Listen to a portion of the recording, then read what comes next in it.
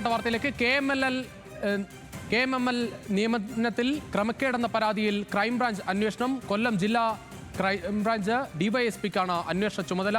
TP യൂണിറ്റിൽ നടന്ന junior technical fitter, junior analyst തസ്തികകളിലേക്ക് നടന്ന നിയമനങ്ങളിലാണ് അന്വേഷണം. KMML മാനേജിംഗ് ഡയറക്ടർ, HR വിഭാഗം തലവൻ ഉൾപ്പെടെയുള്ളവരാണ് അന്വേഷണ പരിധിയിലുള്ളത്. പരാതിക്കാരന്റെ പ്രതികരണത്തിലേക്ക് ആദ്യം. ചവറ KMML കമ്പനിയിലെ UTUC യൂണിയൻ ജനറൽ സെക്രട്ടറിയും KMML കമ്പനിയിലെ നിലവിലെ മാനേജിംഗ് ഡയറക്ടറും HR വിഭാഗം തലവന്മാരും കൂടിയാണ് ഈ നിയമനം KSPSCRB റിക്രൂട്ട്മെൻറ്റ് ബോർഡിൽ നിന്നും ചോർത്തിക്കൊടുത്ത് നൽകിയ വിവരങ്ങളുടെ അടിസ്ഥാനത്തിൽ ഉദ്യോഗാർത്ഥികളെ പോയി കണ്ട് അവരിൽ നിന്നും കോഴപ്പണം കൈക്കൂലിയായി വാങ്ങിയാണ് ഈ പറയുന്ന തരത്തിലുള്ള നിയമനം നടത്തിയതായി ആരോപിക്കുന്നത്. ഈ പരാതിയിൽ ശക്തമായ അന്വേഷണം നടത്തണമെന്ന് DYSPക്ക് ഇപ്പോൾ മൊഴി നൽകിയിട്ടുണ്ട്. ഈ പരാതി ആദ്യമായി നൽകുന്നത് ടൈറ്റാനിയം KMML കമ്പനിയിലെ അംഗീകൃത ട്രേഡ് യൂണിയനായ വ്യവസായ വകുപ്പിൻ്റെ STU യൂണിയനാണ് ആദ്യമായി പരാതി നൽകുന്നത്. ഈ പരാതിയും ഞാൻ നൽകിയ പരാതിയിൽ അനുബന്ധമായി കൂട്ടിച്ചേർത്തിട്ടുണ്ട്. ഈ പരാതിയും കൂടി കൂട്ടിച്ചേർത്ത് ബഹുമാനപ്പെട്ട DYSP അന്വേഷണം നടത്താമെന്ന് പറഞ്ഞിട്ടുണ്ട്. ഷമീർ അബ്ദുൽ ശരിയാണ് കൊല്ലത്ത് നിന്ന് കൂടുതൽ വിവരങ്ങളുമായി. ഷമീർ, എന്തായാലും ഈ സംഭവത്തിൽ അത് ഒരു പരാതിയായി നിൽക്കുകയായിരുന്നു, അതിൽ ക്രൈംബ്രാഞ്ച് അന്വേഷണം വരികയാണ്. തീർച്ചയായിട്ടും രുചീഷ്, KMML പോലുള്ള ഒരു പൊതുമേഖലാ സ്ഥാപനത്തിൽ നടക്കുന്ന ക്രമക്കേടുകൾ അത് ഇന്നല്ല, കഴിഞ്ഞ കുറച്ചധികം ദിവസങ്ങളായി ന്യൂസ് മലയാളം നൽകി വരികയാണ്. ഇപ്പോൾ ഏറ്റവും പ്രധാനമായും പുറത്തു വരുന്നത് TP യൂണിറ്റിൽ നടന്ന ക്രമക്കേടുകളാണ് പുറത്തേക്ക് വരുന്നത്. അതായത് TP യൂണിറ്റിലേക്ക് ഈ നിയമനം ലഭിച്ച അല്ലെങ്കിൽ സ്കിൽ ടെസ്റ്റ് പാസ്സായ ആളുകളുടെ വിവരങ്ങൾ ചോർത്തി അവിടെ നിന്ന് എടുത്ത ശേഷം അത് അവിടെയുള്ള UTUC യൂണിയനിൽ നൽകുകയും UTUC യൂണിയനിലുള്ളവർ ഈ ഉദ്യോഗാർത്ഥികളെ പോയി കണ്ട് അവരിൽ നിന്നും കോഴപ്പണം വാങ്ങുന്നു എന്നൊരു ആക്ഷേപമാണ് നിലവിൽ ഇതിൽ ഉള്ളത്.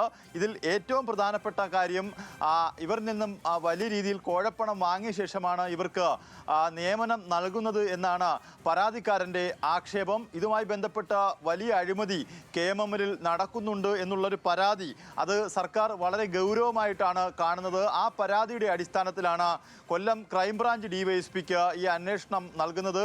എന്തായാലും ഇതുമായി ബന്ധപ്പെട്ട് KMML ഉദ്യോഗസ്ഥരെ മൊഴിയെടുക്കേണ്ടതുണ്ട്. അതിൽ ഏറ്റവും പ്രധാനമായും KMML മാനേജിംഗ് ഡയറക്ടറെ മൊഴിയെടുക്കും.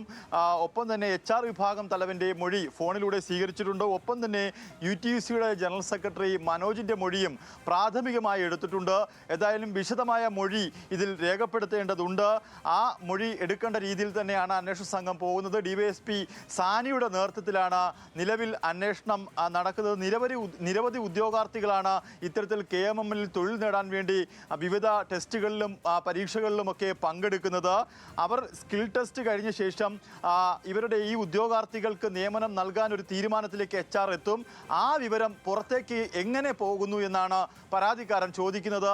അങ്ങനെ പോകുന്ന വിവരങ്ങൾ അവിടെയുള്ള ഭരണകക്ഷിയുടെ തന്നെ ഏറ്റവും പ്രധാനപ്പെട്ട യൂണിയനായ UTUCക്ക് എങ്ങനെ ലഭിക്കുന്നു തുടങ്ങിയ ആക്ഷേപങ്ങളാണ് ഉയരുന്നത്.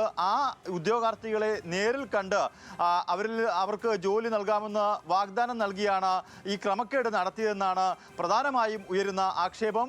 ആ ആക്ഷേപത്തിലാണ് ഇപ്പോൾ അന്വേഷണം നടത്തുന്നത്. എന്തായാലും ഈ ഉദ്യോഗാർത്ഥികളുമായി നമ്മൾ ബന്ധപ്പെട്ടിരുന്നു. ആ ഉദ്യോഗാർത്ഥികളും ഇത് സ്ഥിരീകരിക്കുകയും ചെയ്യുന്നു. വരും ദിവസങ്ങളിൽ ആ ഉദ്യോഗാർത്ഥികളുടെ പ്രതികരണം ഉൾപ്പെടെയുള്ളവ വെച്ച് നമ്മൾ വാർത്ത നൽകുകയും ചെയ്യും.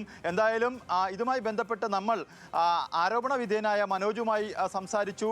മനോജ് പക്ഷേ ഈ ആരോപണം UTUC യൂണിയൻ നേതാവ് മനോജ് ഈ ആരോപണം നിഷേധിക്കുകയും ചെയ്തിട്ടുണ്ട്. എന്തായാലും വിശദമായ അന്വേഷണം KMML-നെതിരെ നടക്കും. ഇത്തരം കൃത്യങ്ങൾ നടന്നിട്ടുണ്ടെങ്കിൽ കുറ്റക്കാർക്കെതിരെ കർശനമായ നടപടി ഉണ്ടാകുമെന്നാണ് ക്രൈംബ്രാഞ്ചിൻ്റെ ഭാഗത്തു നിന്ന് വരുന്ന വിശദീകരണം. ക്രൈംബ്രാഞ്ച് പ്രാഥമികമായ മൊഴിയാണ് ഇപ്പോൾ എടുത്തിട്ടുള്ളത്. വിശദമായ മൊഴി ഉടൻ തന്നെ രേഖപ്പെടുത്തുമെന്നാണ് ക്രൈംബ്രാഞ്ച് ഉദ്യോഗസ്ഥർ അറിയിക്കുന്നത്.